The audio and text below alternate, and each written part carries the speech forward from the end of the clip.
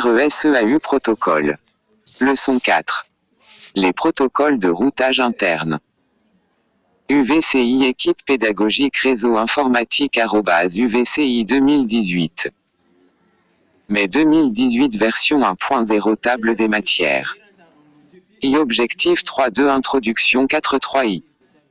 Le protocole RIP, Routing Information Protocol, 5.1. Le protocole de routage RIP. 5.2. RIP version 2. 6.3. Exercice 1. 7.4. Exercice 2. 7.5. Exercice 3. 8.4.2. Le protocole OSPF, Open Shortest Path First, 9.1. La notion de coût. 9.2. Les tâches des routeurs OSPF. 10.3. Format des messages OSPF. 11.4. Exercice 1. 12.3, 5. Exercice 2. 13.6. Exercice 3. 13V Conclusion 14VI Solution des exercices 15-7 Bibliographie 17 Expliquer le principe de fonctionnement du protocole de routage RIP Expliquer le principe de fonctionnement du protocole de routage OSPF à la fin de cette leçon, vous serez capable de Objectif 4 Introduction. Les protocoles de routage interne sont des protocoles de routage qui permettent le routage à l'intérieur de systèmes autonomes, AS, Autonomous System, correspondant à un domaine de routage. Ils peuvent être caractérisés par un langage de communication. 5i. Le protocole RIP, Routing Information Protocol, I. Le protocole RIP, Routing Information Protocol. Objectif. Expliquer le principe de fonctionnement du protocole de routage RIP. RIP est un protocole de routage à vecteur de distance qui implémente l'algorithme de routage Bellman-Ford. La métrique utilisée par ce protocole pour déterminer les chemins est le nombre de sauts, nombre de routeurs, à traverser avant d'atteindre un réseau. La métrique est exprimée comme un nombre entier variant de 1 à 15, la valeur 16 correspond à l'infini. Le protocole de routage RIP. 1.1. Format de message RIP version 1. Les messages au format RIP commencent par un mot de 32 bits comportant le code de la demande et un numéro de version, suivi par un ensemble de couples adresses, métrique occupant 5 mots de 32 bits. Figure 1. Format du message RIP v1. Les messages peuvent être de deux types. Une requête caractérisée par le champ commande avec la valeur 1 permet de demander à l'autre routeur d'envoyer tout ou partie de sa table de routage. Une réponse avec le champ commande mis à 2 qui contient tout ou partie de la table de routage de l'hôte émettrice. Ici chacun des couples adresses, métrique permet la mise à jour des tables de routage du routeur recevant le message suivant l'algorithme de Bellman-Ford. Le champ commande permet de distinguer les différents types de messages I. Le protocole RIP, Routing Information Protocol, Request, qui permet de demander à un système distant d'envoyer tout ou partie de sa table de routage. Ce message permet à un routeur, lors de son démarrage d'acquérir rapidement les informations de routage sans attendre une diffusion, response, message contenant tout ou partie d'une table de routage. Ce message peut être envoyé en réponse au message précédent, request, ou lors d'une simple mise à jour périodique. Le champ version identifie la version du protocole, il doit être mis à 1. L'ensemble des champs suivants contient les informations en relation avec les routes. Adresse family identifie la famille d'adresses, cette valeur est à 2 pour IP. Toute autre valeur doit être ignorée. Les deux octets suivants doivent être mis à 0. IP adresse contient l'adresse IP d'un réseau, d'un sous-réseau ou d'une station ou un routeur par défaut. 0.0.0.0. Les deux champs suivants doivent être mis à 0. Métrique indique, en nombre de sauts, la distance du réseau IP identifié précédemment. La valeur maximale est de 15. 1.2. Principe général de RIP version 1.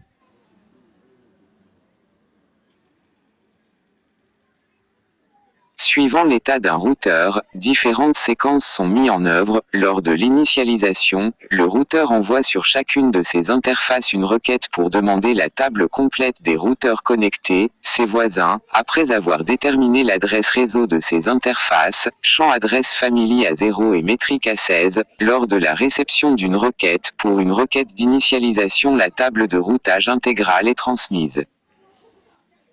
Sinon, pour chaque route demandée, la métrique en cours est renvoyée. Lors de la réception d'une réponse, le routeur peut mettre à jour sa table de routage, en ajoutant, modifiant ou détruisant les différentes entrées. Deux cas peuvent se présenter. Pour une nouvelle route, il incrémente la distance métrique, vérifie que celle-ci est strictement inférieure à 15 et diffuse immédiatement le vecteur de distance, adresse, métrique, correspondant. Pour une route existante mais avec une distance plus faible, la table est mise à jour et le vecteur est intégré si les informations diffèrent. Dans le cas contraire, la route est ignorée. RIP version 2. Amélioration de RIP v2.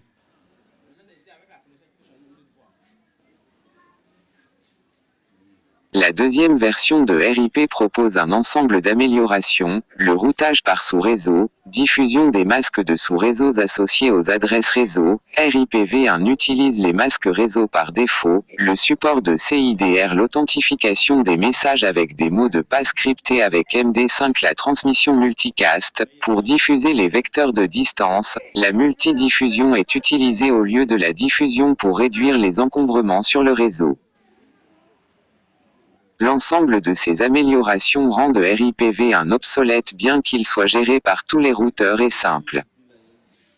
Format du message RIPv2.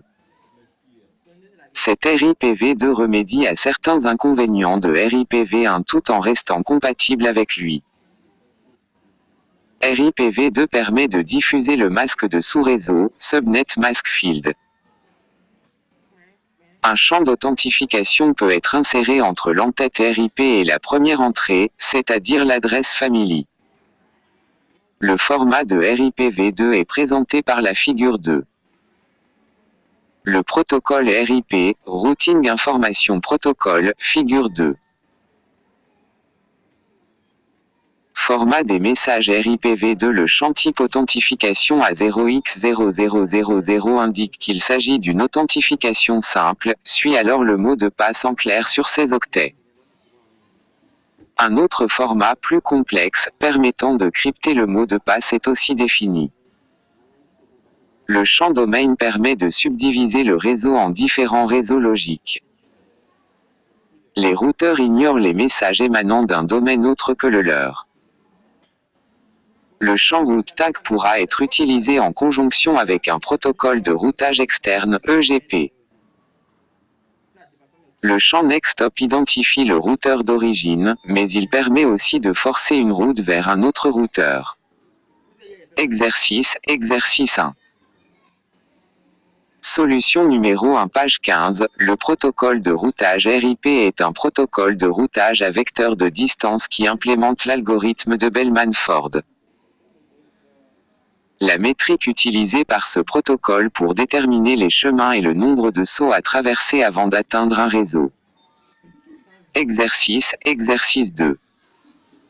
Solution numéro 2, page 15. Le format d'un message RIPv1 est composé de combien de bits? 8 32 bits, 5 mots de 32 bits, 192 bits. Le protocole RIP, Routing Information Protocol, 5. Exercice 3. Solution numéro 3, page 15. Parmi les champs suivants, lesquels sont communs à RIPv1 et RIPv2? Adresse family. Authentification. Masque de sous-réseau.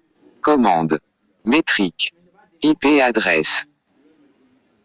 Astérisque astérisque astérisque. Cette activité a permis de présenter le principe de fonctionnement du protocole de routage RIP. 2. Le protocole OSPF, Open Shortest Path First, 9.2. Le protocole OSPF, Open Shortest Path First. Objectif. Expliquer le principe de fonctionnement du protocole de routage OSPF. Le protocole OSPF est un protocole à état de lien globalement plus efficace que RIP et tend à remplacer ce dernier pour le routage interne. OSPF utilise l'algorithme de Dijkstra afin d'élire le meilleur chemin de coût cumulé le plus faible sur l'ensemble de ces liens vers une destination donnée. C'est un protocole ouvert, open, et défini par le KIETF. Internet Engineering Task Force 1. La notion de coût. Supposons qu'on dispose de la topologie ci-dessous. Les coûts spécifiés sont les coûts par défaut et sans unité. Figure 2, exemple de coût sur les liens OSPF. L'idée est d'atteindre le réseau local 192.168.10.0 à partir du routeur 1. Avec RIP, la route la plus courte en nombre de sauts passe par le routeur 5, routeur 1, routeur 5, routeur 4. Si certains liens présentent un débit plus élevé que d'autres, le choix de RIP n'est pas approprié.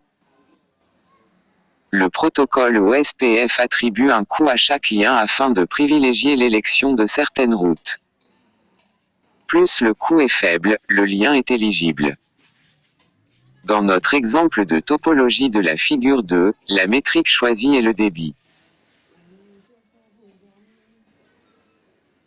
Suivant les coûts associés à chaque lien, la route OSPF passera par le routeur 2, routeur 3, routeur 4 avec un coût total de 13 et un débit minimum de 10 mégabits par seconde sur toute la route. Donc OSPF privilégie les routes avec un coût faible, supposé rapide en termes de débit. L'expression de calcul du coût est référence, débit avec référence égale 100 millions correspondant à un débit de 100 mégabits par seconde. Un protocole OSPF fonctionnera dans un domaine, une zone, et à l'intérieur de cette zone, les routeurs OSPF doivent préalablement remplir différentes tâches, voire les sections suivantes, avant de pouvoir effectuer le travail de routage. 2.2. Le protocole OSPF, Open Shortest Path First, 1.0.2. Les tâches des routeurs OSPF. 2.1. Établissement de la liste des routeurs voisins. Pour établir la liste des voisins, des paquets de données appelés « Hello » sont envoyés périodiquement, par défaut toutes les 10 s, sur chaque interface du routeur où le routage dynamique a été activé. Les paquets « Hello » permettent à chaque routeur de s'annoncer auprès de ses voisins et d'intégrer leurs adresses IP dans une base de données. Ce processus est généralisé à l'ensemble même des routeurs d'une zone donnée, ce qui fait qu'à terme, tous les routeurs de la même zone connaîtront les adresses IP de tous leurs voisins. Deux routeurs sont dits voisins s'ils ont au moins un lien en commun. 2.2. Élection du routeur désigné. Dans une zone OSPF, il est nécessaire d'élire un routeur désigné qui servira de référent pour la base de données topologique, la carte des liens, représentant le réseau. Cette élection répond à 3 objectifs: réduire le trafic lié à l'échange d'informations sur l'état des liens. Désormais avec le routeur désigné, le référent, il n'y a plus d'échange entre tous les routeurs mais entre chaque routeur et le référent, améliorer l'intégrité de la base de données topologique.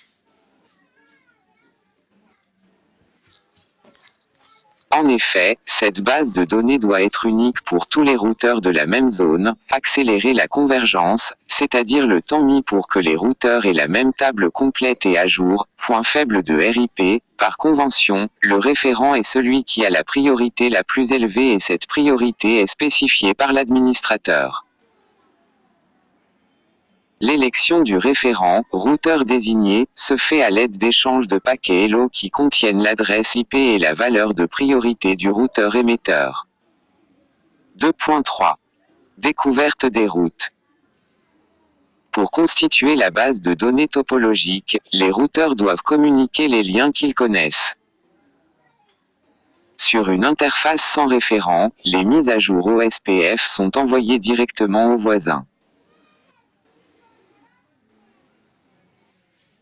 Sur une interface avec référent, les routeurs non référents envoient leur mise à jour au référent en utilisant l'adresse multicast de 2.4.0.0.6. Le référent relaie les mises à jour à tous les routeurs OSPF en utilisant l'adresse multicast de 2.4.0.0.5. 2.4. Sélection des bonnes routes.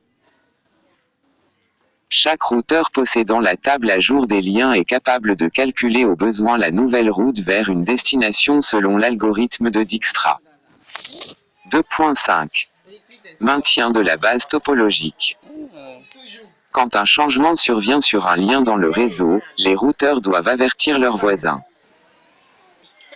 Ce changement est constaté par un routeur lorsqu'il ne reçoit pas de paquet Hello pendant une durée de 40 secondes de silence.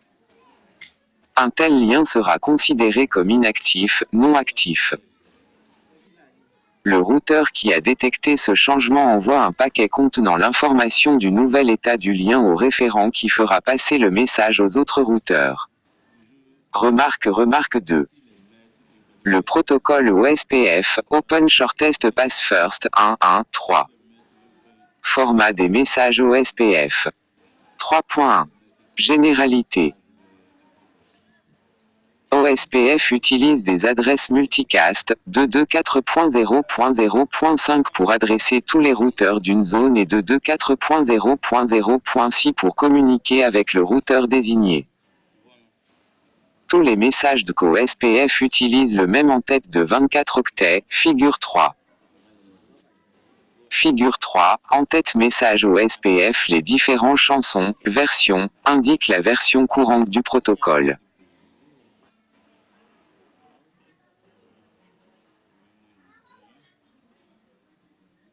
La version actuelle est la 2. Type, sur un octet précise le contenu du champ donné. Type 1, message Hello pour déterminer le délai. Type 2, message de description de la base de données. Topologie. Type 3, requête d'état de la liaison. Link State Request. Type 4, message de mise à jour de l'état de la liaison. Link State Update. Type 5, acquittement d'un message d'état de la liaison. Le champ longueur du message indique en octets la longueur du message en tête compris, adresse IP de l'expéditeur du message, identification de zone, numéro d'identification sur 32 bits de la zone, area.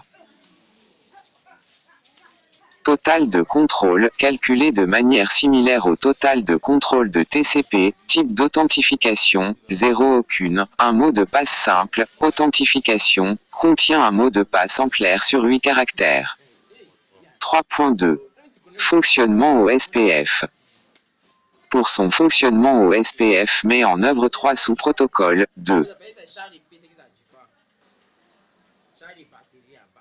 Le protocole OSPF, Open Shortest Path First, 1.2. Le protocole Hello est utilisé entre deux routeurs adjacents pour synchroniser leur base de connaissances. Le protocole d'échange permet, lors de l'initialisation d'un routeur, l'acquisition des entrées de sa base de données. Le protocole d'inondation est utilisé par un routeur pour signaler la modification de l'état d'un lien qui lui est rattaché.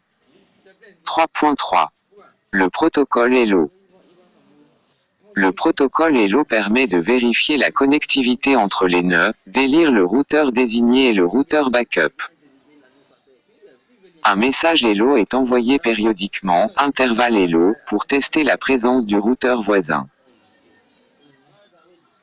En l'absence de réception de message durant une période supérieure à une durée prédéterminée dénommée intervalle de mort, la liaison silencieuse est déclarée inaccessible. 3.4. Le protocole d'échange. Après la découverte de ses voisins, le routeur doit initialiser sa base de données topologique. À l'aide des différentes informations fournies, il construit les entrées de la table, liste des liens et routeurs responsables de la mise à jour des valeurs d'état ou coût. Ces entrées lui permettront de construire une liste de demandes d'état de lien. Par la suite, les différents champs de la base seront maintenus à jour par le protocole d'inondation. L'échange peut avoir lieu entre routeurs adjacents ou avec le routeur désigné. Durant cette phase, le routeur ayant initialisé l'échange est déclaré maître, master, et l'autre esclave, slave.